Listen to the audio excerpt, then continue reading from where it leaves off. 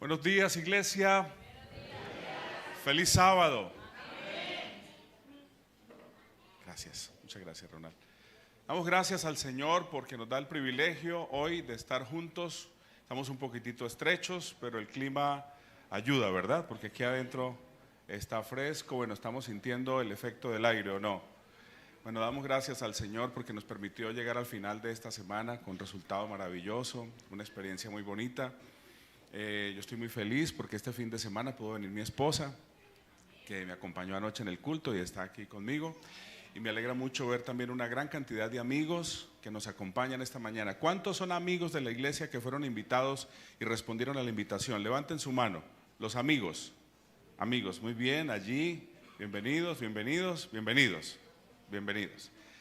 Bueno, al final del tema de hoy tendremos bautismos y la ceremonia va a terminar de una manera muy bonita, muy inspiradora. Entonces quiero decir unas palabras ahora que tal vez no las voy a poder decir al final.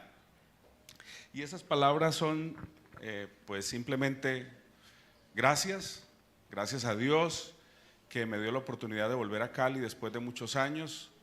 Pasé por esta iglesia como pastor hace 22 años. Conocí a algunas niñas así chiquiticas, lo más de linditas, que ahora las veo unas señoritas grandototas, más altas que yo, grandototas. Y algunos viejos amigos, y como dice el dicho, otros amigos viejos.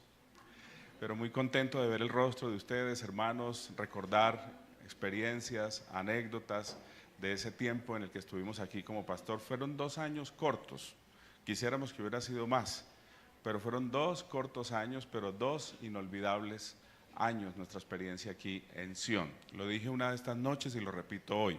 Esta es una de esas iglesias que los pastores nos saboreamos por pastorear. Quisiéramos en todos los distritos tener una iglesia como Sion. Y le doy muchas gracias al Señor que me dio la oportunidad de venir aquí, como lo dije también otra de estas noches y lo vuelvo a decir hoy. Vine a agradecer por la manera como esta iglesia oró por nosotros. Esta iglesia que nos conocía años atrás supo la noticia de la historia que les conté durante toda la semana. Y sé que ustedes de una manera muy fiel, muy leal y fervientemente oraron por nosotros. Y esta semana, hoy que termina la campaña, vinimos a decirles, aquí estamos como testimonio de que Dios responde las oraciones de su iglesia, que cuando el pueblo de Dios ora, como dice el coro, suceden cosas maravillosas. Pero también quiero agradecer por lo bien que me han hecho sentir. Cuando yo venía para Cali, para Sion, yo empecé a ver amenazada mi dieta desde antes. Porque yo venía juicioso haciendo una dieta hace unos 2 meses largos y mi esposa está aquí y es testigo de que yo fui juicioso con la dieta y venía bien. Como dice la canción, hasta que te conocí. Hasta que viniendo para Cali yo decía, Dios mío, ¿qué me espera en Cali? Y mi dieta se vio amenazada y se vio muy afectada. Y estos días he disfrutado mucho de la gastronomía caleña. O sea, tener una dieta y venir a Cali es contraproducente. No lo haga, por favor, no repita esta experiencia, porque fue para mí difícil. Disfruté mucho de la comida típica del valle. Yo lo digo siempre donde quiera que voy, donde mejor se come es en el valle, ¿verdad? Y esa comida tiene que ver también con el compartir, con el reírnos. Anoche estuvimos en una reunión de amigos después del culto, recordando anécdotas. Qué hermoso, hermanos, que ha sido una semana de mucho aliento espiritual para mí. Ha sido muy especial para mí estar con ustedes. Bueno, hemos llegado al tema final. Vamos a ir con nuestras Biblias al libro de Mateo. También quiero dar gracias a los grupos que cantaron, muy bonito, inspirador. Yo estaba atrás escuchando, estaba arrodillado orando y decía, wow, ¿qué estoy escuchando? Y la iglesia estaba cantando también, gracias al hermano Pedro. La verdad me disculpo con Pedro que yo lo saludé sin estar seguro que era Pedro. ¿Dónde está Pedro? ¿Está por aquí? ¿Está por ahí? No digan eso, que está en Cali. ¿Cómo va a ser uno gordo en Cali? Pero sí está por ahí Pedro, saludarlo y decirle que ahí está, muy bien. Qué pena, no, en el momento no te reconocí. ¿Qué quieres decir?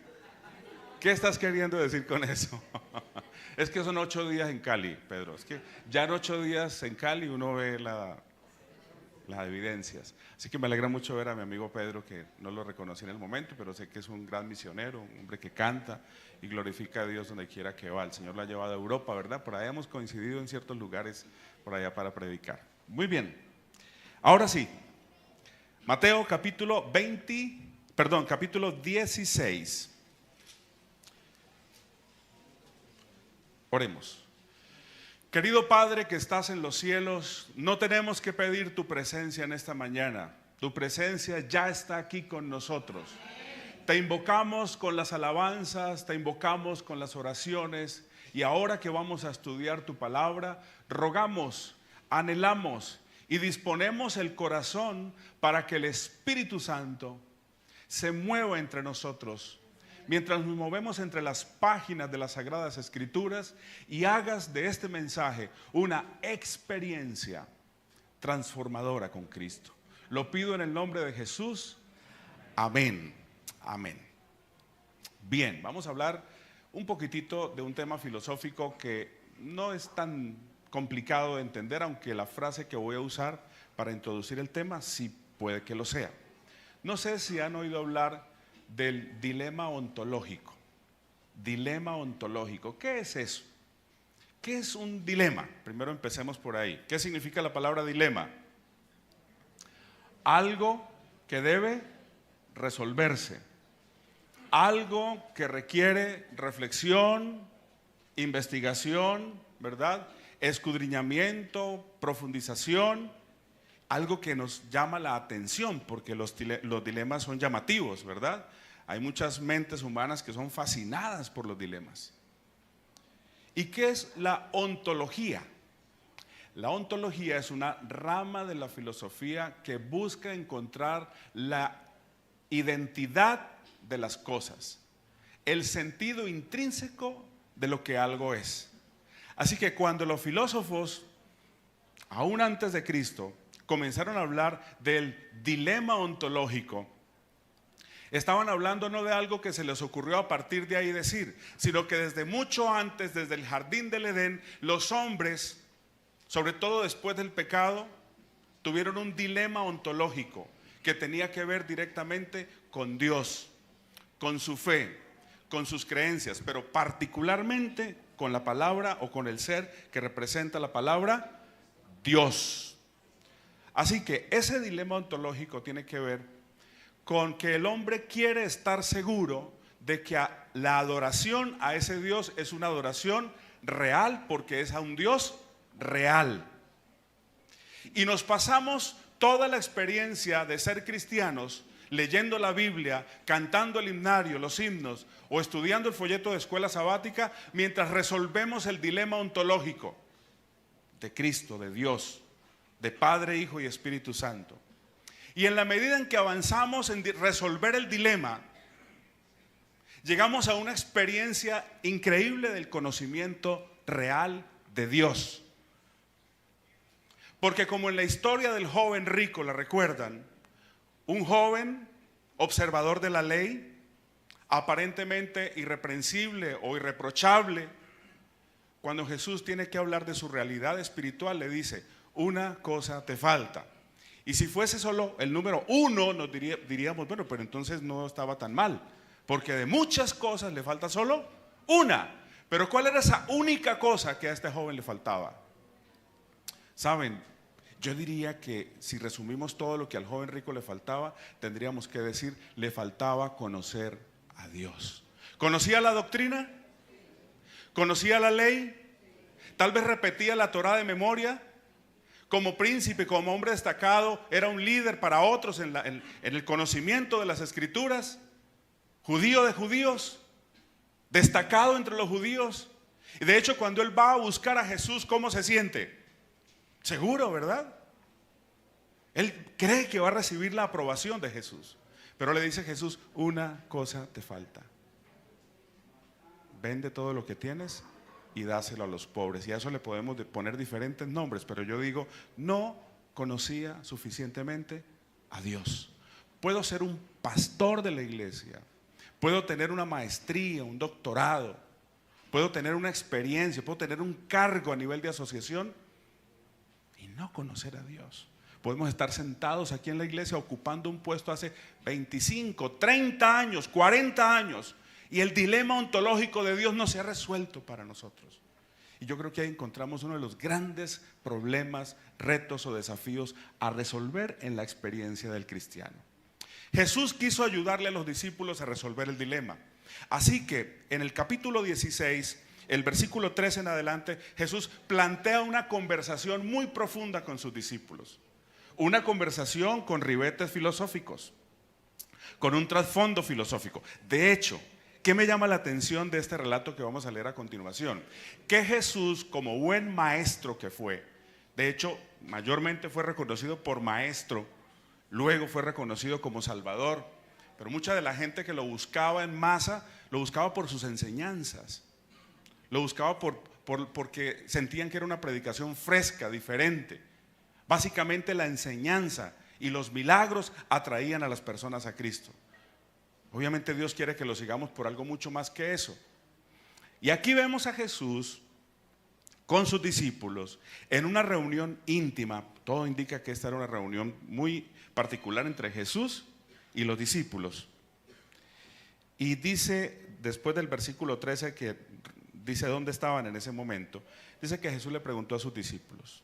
Primera pregunta de dos importantes preguntas que están en el relato. Estamos en el versículo 13. Pregunta: ¿quién dicen los hombres que es el Hijo del Hombre? Qué importantes son las buenas preguntas, ¿verdad? Para una conversación interesante se requieren buenas preguntas. Cuando una pareja se está conociendo, cuando dos jóvenes están viviendo la experiencia de ser amigos, amigos especiales para llegar a ser novios, pues yo le aconsejaría a los muchachos que están aquí que se preparen con buenas preguntas, ¿verdad? Porque las mujeres son muy inteligentes, los hombres somos más emotivos a veces y vamos por un propósito, pero la mujer quiere conversaciones interesantes, y para tener conversaciones interesantes y profundas necesitamos el uso de una técnica filosófica también que se llama la mayéutica. ¿Qué significa la mayéutica? La mayéutica era una estrategia filosófica usada por los filósofos de Grecia. Ellos fueron los padres de la mayéutica, que enseñaban o practicaban el arte de hacer muy buenas preguntas. Eso significa mayéutica, el arte de hacer preguntas. Y aquí hay un maestro mayéutico. Jesús, como buen maestro, usa la estrategia de las preguntas. Y hace la primera gran pregunta del tema de esta mañana. Primera: ¿quién dicen los hombres que es el Hijo del Hombre? ¿A dónde apuntaba esta pregunta? ¿Qué quería Jesús inductivamente hacer con la mente de los discípulos? ¿Llevarlos hacia dónde? ¿Hacia adentro o hacia afuera? Hacia afuera. Porque la pregunta es: ¿qué han oído decir? ¿Verdad? ¿Qué dicen? ¿Qué han escuchado decir de quién es el Hijo del Hombre? Jesús estaba hablando ¿de la qué? La escucha. La mayéutica es el arte de hacer las preguntas. Y esta gran pregunta es: ¿qué es lo que ustedes han oído decir de mí? ¿Saben, hermanos, por qué es importante esta primera pregunta? Porque esta primera pregunta probablemente expone la primera razón por la cual una persona viene a la iglesia, pero lamentablemente se convierte a veces en la única razón que con el paso del tiempo mantiene a la gente en la iglesia. ¿El querer qué? El querer escuchar. Quiero escuchar, quiero oír. Me gusta escuchar. Me gustan los sermones del pastor Bullón. Me gustan los sermones del pastor Bor. Entonces nos volvemos bullómanos o boerianos, ¿verdad? Me gusta el canal donde escucho hablar al pastor fulano. Quiero escuchar. Y pareciera que nos quedamos fascinados con la escucha. Entonces comenzamos a conocer a Dios a partir de la escucha. El problema de eso es lo que algunos teólogos llaman la teología de segunda mano, que consiste en aprender de Jesús, aprender de Padre, Hijo y Espíritu Santo y de las Escrituras, basados en una teología de segunda mano, que es lo que otro estudió, lo que otro aprendió, lo que otro profundizó, lo que a otro inspiró, lo trajo y lo comparte conmigo, y yo comienzo a comer un alimento, yo sé que no suena bien, pero es la verdad, un alimento de segunda mano, y basé mi experiencia en el escuchar. ¿Y cuál es el otro gran problema del evangelio de la escucha? O de la razón de la escucha para estar a los pies de Cristo o venir a la iglesia. Que muchas veces, y voy a empezar a hablar desde la experiencia de los adventistas de muchos años atrás. ¿Cuántos aquí son adventistas de hace más de 20 años? Sin vergüenza, no les dé pena, nos van a empezar a... Bueno, bajen la mano. Los de más de 30 años, sin vergüenza, levanten la mano. 30 años. Uy. Los de más de 40 años, levanten la mano. Ay, yo no sé si levantar, yo también lo tengo que levantar, ¿verdad? Dejémoslo ahí. Pare ahí. Bueno, segundo problema de la escucha. Viene con esta pregunta. Los que somos adventistas, diríamos de toda la vida, crecimos en la experiencia maravillosa, porque lo es, de oír hablar de Jesús desde que estábamos en la cuna. O a medida que íbamos creciendo. ¿Nos trajeron a dónde? A la iglesia. Y al traernos a la iglesia, ¿a dónde nos llevaron? A las clases de niños. Y resulta que allá continuamos la fascinación de la escucha. Y en esa fascinación de la escucha nos tocó una maestra cruel, fuerte, conservadora, que le empezó a enseñar a los niños a Jesús con esta frase: si te portas mal, Jesús no te ama. Entonces el niño escucha desde muy pequeñito que si te portas mal, Jesús no te ama. Jesús se pone triste y Jesús se va y te deja y te quedas solo porque fuiste desobediente. Estamos haciendo un constructo erróneo de Dios. Ese es el problema del evangelio de la escucha, que depende de los maestros que tenemos. Tuvimos unos padres como los míos, por ejemplo, que lo voy a decir pero sin ningún tipo de resentimiento ni malestar con mis padres. Tengo una muy buena relación con mis padres y con mi padre particularmente tengo una muy buena relación, pero no siempre fue así, porque yo soy de los llanos y tengo un papá llanero, de rejo colgado detrás de la puerta. Y mi esposa sabe de lo que estoy hablando. A mí me pegaron, hermanos, a mí me pegaron hasta los 18 años cumplidos. Me dieron rejo. Yo no me lo merecía. O tal vez sí, pero lo recibí. Es más, una de esas jugueteras terribles me trajo a Cali porque me volé de la casa. ¿Se acuerdan los que me conocen hace 30 años? Yo me volé de la casa molesto. Me fui, me vine a esta ciudad y esa es otra historia que ya ustedes conocen. Pero crecimos tal vez con unos padres que condicionaron nuestro conocimiento de Dios con base en su propia experiencia, que también provenía de otros padres que llenaron de trauma su vida, que distorsionaron la imagen de Dios, y comenzamos a venderle al niño, al joven, al adolescente esa misma imagen distorsionada de Dios, y seguimos avanzando en el camino de un constructo equivocado de Dios. ¿Cómo limita, cómo condiciona eso la experiencia del cristiano? Muchísimo. Dicen los psicólogos cristianos que se ocupan del tema, dicen lo siguiente, que me parece muy interesante: que el concepto que nosotros, los cristianos que somos desde niños cristianos, tenemos de Dios depende en gran medida del padre que tuvimos, de la imagen paterna que tuvimos. Y que gran parte de las dificultades que muchos tienen para relacionarse con Dios, para acercarse a Dios, para tener una experiencia íntima con Dios, tiene que ver con un padre distante,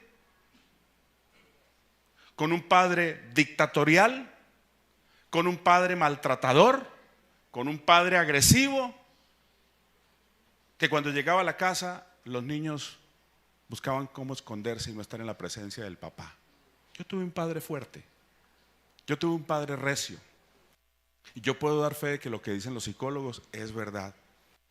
Me costó muchísimo entender que el Dios real, el del dilema ontológico, no era el Dios que me enseñaron mis papás. Hermano, mis papás me enseñaron a mí a ser un jovencito en la iglesia de un comportamiento que tenía que ser impecable. Mi madre era estricta, pero sobremanera con el tema de la disciplina, perdón, de la reverencia. Y eso me parece muy bien. Yo creo que mi esposa y yo hemos tratado de hacer lo mismo, pero hemos tratado de no caer en ese extremismo, por ejemplo, de esa mamá que yo tuve, que yo tenía que sentarme, yo no me podía sentar con los demás jóvenes. Mi mamá me tenía un puesto en la iglesia para mí. Y ay que yo me moviera de ese puesto porque a mi mamá le gustaba sentarse adelante. Y resulta que yo si me movía, mi mamá tenía la habilidad de escuchar mi voz y saberlo, tenía ojos en la nuca, ¿verdad? Como dicen por ahí. Y yo si estaba haciendo algo, mi mamá estaba en la iglesia y decía, en medio del culto, ya yo sabía que eso era para mí. Eso era como un condicionamiento, ¿verdad? Una alarma. Yo sabía que mi mamá me estaba viendo, aunque yo no sé cómo, pero me estaba viendo y me estaba escuchando. Yo tuve una mamá así rígida. Yo tenía que ocupar el primer puesto en el colegio. Mi mamá no le servía el segundo puesto y a mi mamá tampoco. Ese tipo de exigencia, y eso estoy hablando de generalidades, pero lo que más particularmente para mí fue traumático fue la manera como me enseñaron a Dios. Mi mamá me enseñó que yo de niño, en los llanos orientales, 33 grados, un pueblo del llano, yo tenía que ir a la iglesia con corbata. Por eso yo tengo problemas con la corbata. Porque a mí me traumó la corbata. Y yo respeto, un hermano en esta semana me estuvo hablando de la corbata. Me decía, esos pastores que hoy en día no les gusta ponerse corbata. Yo estaba almorzando y yo, ese soy yo. ¿Cómo han cambiado los tiempos? Me decía el hermano. Ya no se ponen esa corbata, se ponen zapatos como tenis. Y yo, ay, ese soy yo. Porque constructos no sociales, constructos espirituales, equivocados de Dios. Pero es que yo crecí en ese medio que me condicionó. Ahora, ¿cuál es el gran problema? Que muchas veces eso que recibimos es justamente lo que ¿qué? Lo que damos. ¿Y se lo damos a quién? A nuestros hijos. Entonces los hijos crecen y crecen con el mismo concepto. Volvamos al relato. Jesús les dice, ¿quién dicen los hombres que es el Hijo del Hombre? O sea, durante su experiencia de andar conmigo y de escuchar toda la gente, la muchedumbre que se acerca, díganme qué han oído decir de mí. Y ellos dijeron, unos Juan el Bautista, otros Elías y otros Jeremías o alguno de los profetas. Jesús no era nadie de esos. Porque mayormente lo que escuchemos puede estar equivocado. Dude de lo que escucha. Y eso es lo que está diciendo. Ustedes están diciendo, pastor, ¿qué está diciendo? Sí, cuando digo dude no digo que sea usted una persona incrédula. Digo constate, lea, busque, investigue, haga un plan. Reavivados por su palabra. De pronto eso es lo más ¿qué diríamos? Sencillo, pero vale. Lea la Biblia, lea el espíritu de profecía, propóngase leer sobre un tema que usted no lo maneja. Pregunte a una persona que le guíe, pero que lo conduzca a que usted mismo lea, usted mismo busque. No se base en la experiencia de otros, porque ese otro está basado en la experiencia de otro también. Y si hubo distorsión, la distorsión llega a usted. Y por eso usted está en la iglesia viviendo una experiencia árida, maluca, incómoda. Usted viene a la iglesia pero no se siente gozoso, feliz. No puede ser que ser un adventista del séptimo día sea equivalente a ser un amargado. Una experiencia donde usted todo el tiempo está con el ceño fruncido, usted es así todo circunspecto, no se ríe, no molesta, no hace una broma. Obviamente yo estoy hablando dentro de ¿qué? Yo estoy hablando dentro de límites, ¿verdad? Ustedes me están entendiendo. Yo me estoy haciendo entender para ustedes. Pero esa rigidez, esa psicorrigidez cuadriculada hace experiencias cristianas áridas. Y usted no solo se amarga su vida, le amarga la vida de las personas que están a su lado. Y especialmente voy a mencionar algo en esta mañana: la juventud. La juventud. Jóvenes que se empiezan a sentir acosados por los líderes de la iglesia. ¿Me entienden lo que quiero decir? Yo llegué a esta ciudad de Cali hace muchos años en esa desorientación que yo andaba, y yo llegué a la iglesia central. La verdad, mi aspecto no era muy agradable, porque para los que saben la historia y para los que no, Yo andaba perdido casi por la calle. Cuando yo entré a la iglesia, recuerdo un hermano muy querido que ya falleció en la iglesia central, el director de diáconos de toda la vida en la central, verme llegar y de una vez dijo: échenle el ojo, tiene pinta de ya sabe, ¿verdad? Y me sentí acosado por el hermano. Yo venía en busca de Dios porque después de andar en la calle encontré la iglesia central y Dios me dijo: el sábado ve a la iglesia. Y yo fui a la iglesia y cuando llegué a la iglesia me encontré una mirada fiscalizadora. Me miraron de arriba. Bueno, yo entiendo que mi aspecto ayudaba, ¿verdad? Entonces él me miró y dijo, me puso una persona que se sentó a mi lado y no se me desprendía. Y en la oración yo estaba cerrando los ojos y abrí los ojos y lo volteé a ver y él estaba así mirándome. Así nos sentimos los jóvenes a veces, asediados, acosados. ¿Por qué? Por un concepto erróneo de Dios. ¿Quién es Dios? Esa es la pregunta ontológica de Jesús. ¿Quién dicen los hombres? Entonces, a estas alturas del tema yo le pregunto, yo le pido que usted reflexione, si es necesario cierre los ojos y piense, ¿qué Dios me enseñaron mis padres? ¿Qué Dios me enseñaron en la iglesia? ¿Qué tipo de liderazgo hubo en la iglesia que yo crecí? ¿Cuál era el ambiente que me condicionó? Ahora, luego de pensar eso que es exógeno, vamos a lo endógeno. Versículo 15. Segunda pregunta del maestro de la mayéutica. Versículo 15. Él les preguntó: ¿y vosotros quién decís que soy yo? Yo les pregunto, ¿es importante la primera reflexión, la primera pregunta? ¿Es importante? Es muy importante. ¿Pero es importante la segunda pregunta? Es más importante todavía. Es más, tenemos que hacernos las dos preguntas. Para resolver el dilema ontológico de Dios, tenemos que hacernos las dos preguntas. Una reflexión interna, personal, que me permita entender por qué creo lo que creo, por qué tengo el compromiso que tengo, bueno o malo. ¿Por qué tengo la identidad adventista distorsionada o la tengo buena? Todo eso se deriva de estas dos preguntas. Del dilema ontológico se deriva la manera como yo entiendo que me debo vestir para venir a la iglesia, el llegar a tiempo o no llegar a tiempo, el tener un cargo y hacerlo bien o no aceptar cargos en la iglesia y querer que no me pongan responsabilidades y ver la iglesia como un club bonito al que voy a escuchar. La comezón de oír de la que habla Pablo. Eso es lo que a muchos nos tiene aquí.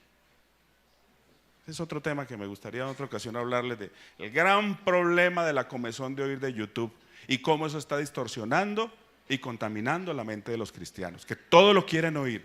Y el algoritmo de YouTube sabe cuando tú quieres un tema que te está desviando y el algoritmo de YouTube dice, ah, sí, ¿te interesa el tema de los que dudan del Espíritu Santo? Pues ahora en adelante cada que abra YouTube te voy a mandar todos los videos. Y tú crees que todo el mundo ve eso y todo el mundo no ve eso. Lo ves tú, porque Satanás identificó lo que te llama la atención.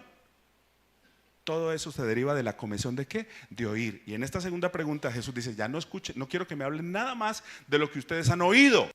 La segunda pregunta es, ¿vosotros quién decís que soy yo? Ya no hay una reflexión exógena, o sea, de afuera, hay una reflexión interna que se conoce como una reflexión endógena. Simón Pedro, siempre dispuesto a responder preguntas, sin que se lo pregunten a él, o sin que quieran que él sea necesariamente el que pregunte, pero Pedro tenía un resorte en la mano, ¿verdad? Entonces Pedro dice, Señor, yo tengo la respuesta.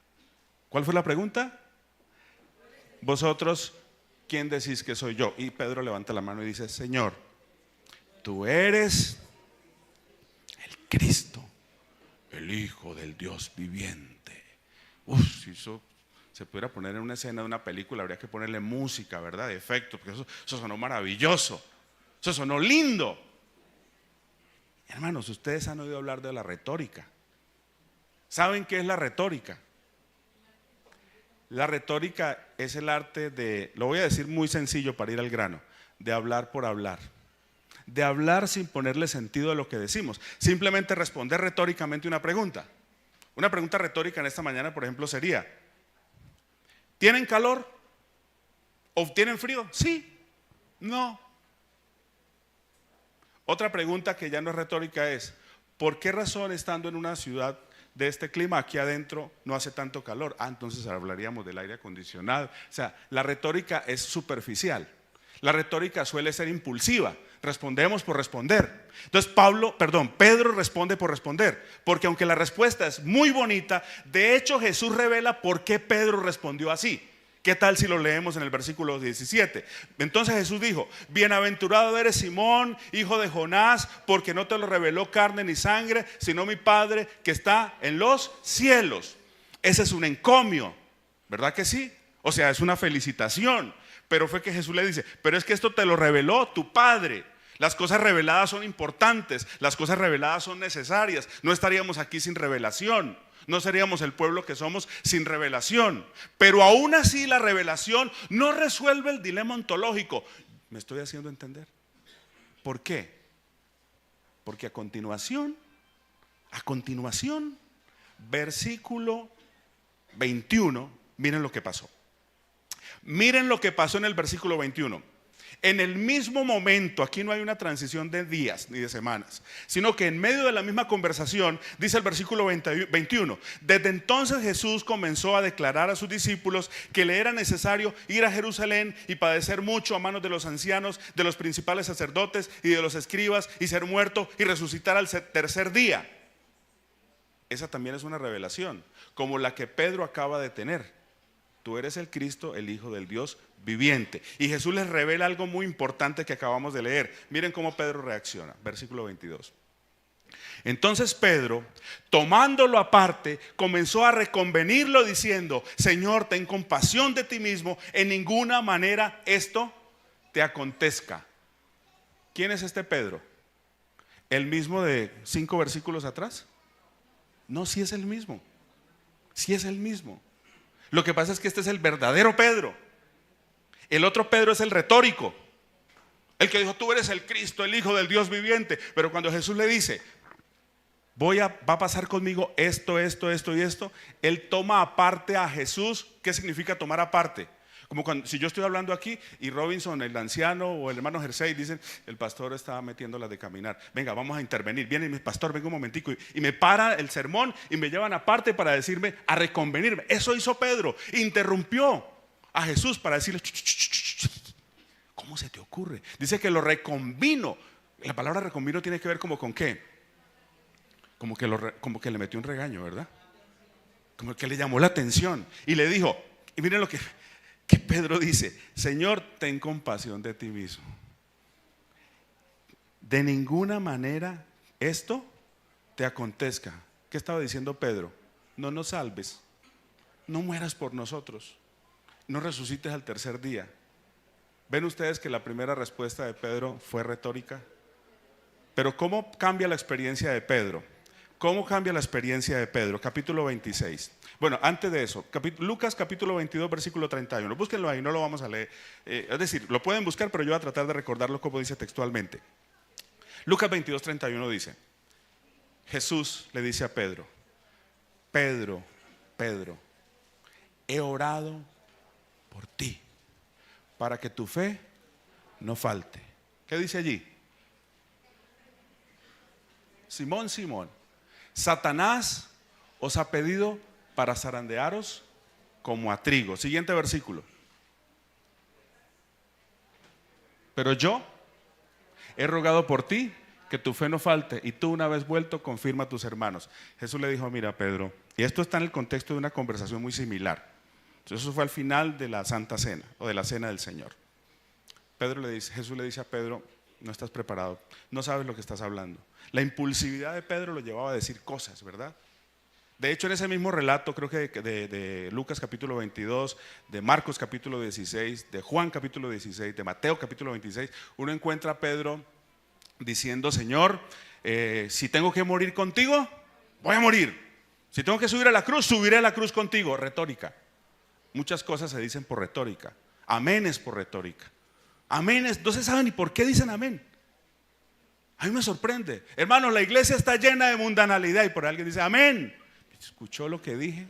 ¿Fue consciente? ¿No fue consciente? ¿Por qué? Por la impulsividad de lo retórico, por lo automatizadas que están muchas veces nuestras expresiones.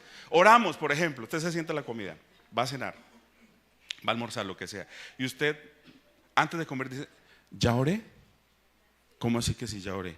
O sea que usted ni siquiera sabe Si oró o no oró. ¿Por qué ocurre eso? Por la automatización con la cual hacemos las cosas. Porque tal vez oramos y ya ni nos damos cuenta de lo que oramos. Ni somos conscientes de... No oramos, rezamos. ¿Verdad? Y criticamos a otros. Esa rezadera ya, pues aquí también es rezadera, hermanos. Estamos diciendo cosas que no sabemos por qué las decimos. Eso le pasaba a Pedro, decía cosas por decir. Ahí en el capítulo 26 de Mateo, al final del capítulo viene el relato de la negación de Pedro, el capítulo más oscuro y triste de la vida de Pedro. Como dicen por ahí en TikTok los muchachos, que les gusta sacar cosas, ¿verdad? Momentos que nos mantienen humildes. Ese momento mantenía humilde a Pedro, ¿se acuerdan? Tú eres uno de esos. ¿Yo? Sí, te reconocemos, hablas como uno de ellos, pistes como uno de ellos. Y entonces para desmarcarse, ¿qué hace Pedro? Maledicencia, insultos, grosería, se desmarca, quita, rompe su identidad. El que había dicho, no digas eso, Señor, si tengo que morir contigo, moriré. Retórica. Viene otra vez la pregunta de Jesús: ¿quién soy yo para ustedes? ¿Lo sabía Pedro? ¿Lo entendía Pedro? No. Tenía que hacer un camino, un recorrido que yo pregunto en esta mañana. ¿Tú y yo lo hemos vivido ya?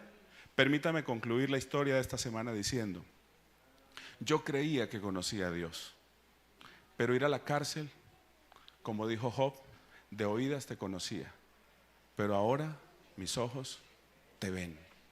Para los que no vinieron durante toda la semana, solamente pudieron venir hoy. Dios a mi esposa y a mí nos permitió mejor que el enemigo nos zarandeara, que el enemigo nos probara. Y fuimos a una experiencia de cárcel durante 9 largos meses, esperando que se resolviera este caso y que hubiera luz para que una juez dijera: qué pena, no eran ustedes, disculpen. Y después de 9 meses salimos libres. ¿Qué pasó durante esos 9 meses? Al comienzo de la experiencia, como se lo conté el domingo y el lunes, yo cuestioné a Dios. Los fundamentos sobre los cuales yo basaba mi fe no eran tan sólidos como yo pensaba. Se removieron. ¿Y a dónde huye el justo cuando los cimientos son removidos? Dice el Salmo capítulo 11. Esa experiencia nos llevó a nosotros por momentos muy oscuros, por lo menos a mí, hablo por mí. La experiencia mía por momentos fue que yo no me quería mover de una celda, ni predicar, ni hacer nada que fuera para Dios. Yo no concebía en mi mente, yo únicamente le decía al Señor: tú sabes que soy inocente, sácame de aquí, punto. ¿Y por qué me dejaste aquí? ¿Por qué me dejaste caer aquí? Cuestionamientos. ¿Has cuestionado a Dios alguna vez? ¿Saben que eso no está mal? Siempre y cuando el cuestionamiento nos conduzca a una experiencia de conocimiento profundo de Dios, que generalmente viene por el quebrantamiento, por el dolor. Porque Job dijo en el capítulo 31 de Job, dice: en mi carne he de ver a Dios. Y es muy gráfico lo que Job dijo. Pero ¿sabe qué está queriendo decir Job? ¿Se acuerdan la enfermedad que tenía Job? ¿Cómo se llamaba? ¿Y qué pasa con la lepra? ¿Qué produce la lepra? La carne se pudre. Entonces Job, mirando su carne, dijo, mirando su llaga, correcto: en mi carne he de ver a Dios. Gloria sea al Señor. Si para vivir una experiencia de conocer intrínsecamente, realmente, ontológicamente a Dios, yo tengo que ir a una cárcel, yo tengo que sufrir un quebrantamiento, yo tengo que recibir la noticia de una enfermedad, yo tengo que caminar por el valle de la sombra y de la muerte, Dios lo permitirá, porque en últimas su propósito es la salvación de nosotros. Y eso lo entendió Pedro cuando escribió la primera epístola de Pedro. Vamos para terminar este relato de Pedro, a la primera epístola de San Pedro, del apóstol Pedro, capítulo 1. Rápidamente, vamos a leer varios versículos. Del capítulo 1 vamos a leer del versículo 6 en adelante. ¿Qué Pedro es este? El Pedro después del Getsemaní. El Pedro que tuvo por fin una experiencia personal, cercana, dolorosa, de quebrantamiento con Dios, porque el llanto de Pedro en el Getsemaní fue terrible. ¿Cómo se sintió en el Getsemaní Pedro después de que Jesús lo miró? ¿Se acuerdan del relato? Mateo capítulo 26. ¿El gallo qué? y dijo: oh, se cumplió lo que Jesús dijo. Y fue a su Getsemaní. ¿Usted ya vivió su Getsemaní? ¿Usted cree que necesita un Getsemaní? Porque tal vez no lo necesite.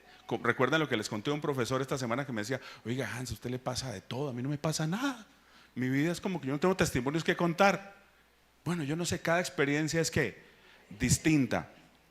Pero hay algunos hijos de Dios, los padres conocemos a los hijos, ¿verdad? Sabemos que son diferentes y que la experiencia de aprendizaje de cada hijo es distinta, como un profesor lo entiende en un salón de clases. Entonces Dios, que es nuestro profesor, nuestro guía, nuestro maestro, nuestro salvador, sabe cuál es la experiencia que tú necesitas. Dios sabía que yo necesitaba esto. Yo no sé si mi esposa lo necesitaba, porque pues ella tiene otra manera de enfrentarse a estas circunstancias, pero a mí sí me dolía. No es que ella no le doliera, es que la manera como yo reaccioné fue distinta. Yo vi en Derly una mujer mucho más tranquila, serena. Yo tuve mi crisis, hermanos. Yo tuve mi crisis fuerte, terrible. Mis reclamos y mis cuestionamientos con Dios fueron fuertes, pero yo necesitaba un Getsemaní para entender quién es Dios y poder llegar a decir lo que dijo Pedro, que también vivió su propia experiencia, y a partir de esa experiencia dijo lo siguiente en el versículo 6 de Primera de Pedro: por lo cual vosotros os alegráis, aunque ahora por un poco de tiempo, si es necesario, tengáis que ser afligidos en diversas pruebas. ¿Para qué? Para que sometida a prueba vuestra fe, gloria a Dios, mucho más preciosa que el oro, gloria a Dios, sea hallada en alabanza, gloria y honra cuando sea manifestado Jesucristo. ¿A dónde nos conducen las pruebas? A la experiencia de Cristo Jesús, a la manifestación de Cristo Jesús. ¿Se acuerdan de las dos preguntas? ¿Quién dice la gente que soy yo? Ahora, a partir de lo que vives, a partir del dolor, de tus lágrimas, de la escasez, de la necesidad, ¿entiendes quién es Dios? ¿Sabes que Él es tu porción? ¿Sabes que en Él debes esperar? ¿Sabes que podemos llegar a decir algún día las palabras de Job en el capítulo 42? Aunque me matare, en Él esperaré.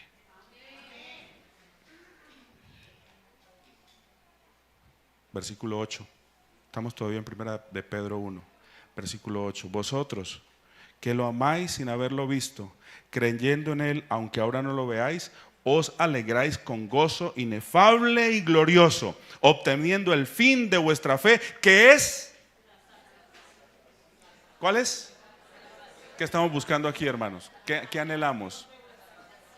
¿Usted qué anhela? ¿Una pensión, una jubilación, una casita en el 18 o en el Queremal, por allá? ¿Usted anhela eso? ¿Ese es su mayor anhelo? No está mal que usted algún día Dios le conceda esos privilegios, pero eso no es lo que anhelamos como fin último de nuestras vidas, ¿verdad? ¿O sí? ¿Qué anhelamos? La salvación de nuestras almas. Así que el Señor dice: entonces déjame llevar por la experiencia de fe que tú necesitas, que la que tú necesitas es diferente a la que necesita el que está sentado a tu lado, pero particularmente Dios sabe lo que tú necesitas para conducirte a través de una experiencia, que esa es la palabra clave, ontológica, donde no sea el conocimiento de lo que otros me contaron, de lo que otros me dijeron, sino que yo le pueda decir a la iglesia, como se lo dije durante toda esta semana: vi el rostro de Dios en medio de nuestra experiencia dura. Y puedo decir que hay que creer para ver. Capítulo 5, versículo 8. El mismo Pedro, otro Pedro, ¿verdad? El Pedro transformado por el Getsemaní, dice: sed sobrios y velad, porque vuestro adversario el diablo, como león rugiente, anda alrededor buscando a quien devorar. Resistidlo firmes en la fe, sabiendo que en los mismos padecimientos se van cumpliendo en vuestros hermanos en todo el mundo. O sea, tengan en cuenta esto: usted no es el único que sufre. ¿Se acuerdan de Elías? Soy el único, Señor, aquí corriendo, escondido en una cueva. Soy el único que mantiene mi integridad. El Señor le dice: no. Estás tan equivocado, no eres el único. Y aquí dice Pedro lo mismo: padeceremos por Cristo, porque seguir al Señor siempre será una experiencia exigente de fe. ¿Han escuchado a los evangélicos que dicen: pare de sufrir? ¿Qué es eso de pare de sufrir? ¿Quién dijo pare de sufrir? No, aléjese de Dios y tal vez usted para de sufrir, porque el enemigo lo consiente. El enemigo consiente a sus perdidos. pero Dios permite las pruebas a los redimidos.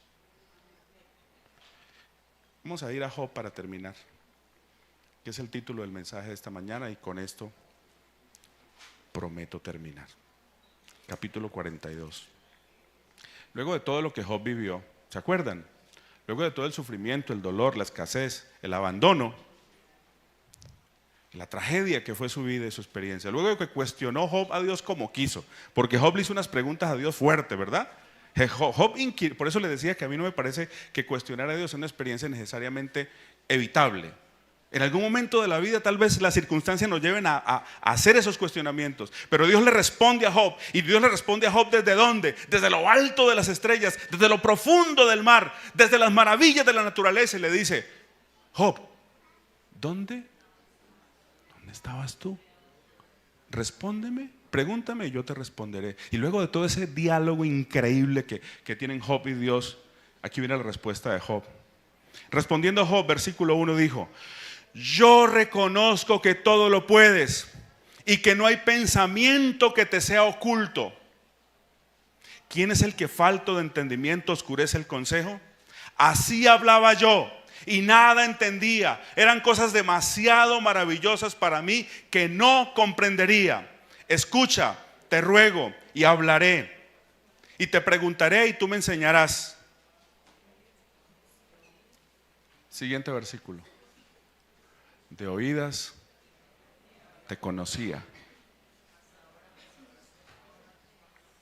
mas ahora mis ojos te ven. ¿Quién has oído decir que es Jesús? A la hora de la verdad no es tan importante, pero ¿quién es Jesús para ti? Esa es la cuestión. Esa es la cuestión. Todos debemos llegar a esta experiencia de decir: yo antes te conocía ¿de qué? De oídas. Conquistadores, aventureros, guías mayores, clases de niños, clases de jóvenes. Tuve cargos en la iglesia, o nos fuimos a estudiar teología, etcétera. ¿Eso era de qué? Eso era de oídas. Pero ahora, Señor, yo estoy aquí esta mañana para decirte gracias porque mis ojos te ven. Carmen, esa es tu experiencia, ¿verdad? Conocías a Jesús de oídas, pero hoy Carmen va a entregar su corazón a Cristo Jesús. Ahora sus ojos lo ven. Y Gabriel va ahí. Gabriel va ahí. Yo sé que pronto escucharé la noticia. Perdón, Wilder. Yo sé que él va allí en el camino también. Y pronto escucharemos la noticia. Pero en esta mañana su esposa está lista. Voy a pedirte que vengas aquí al frente, por favor.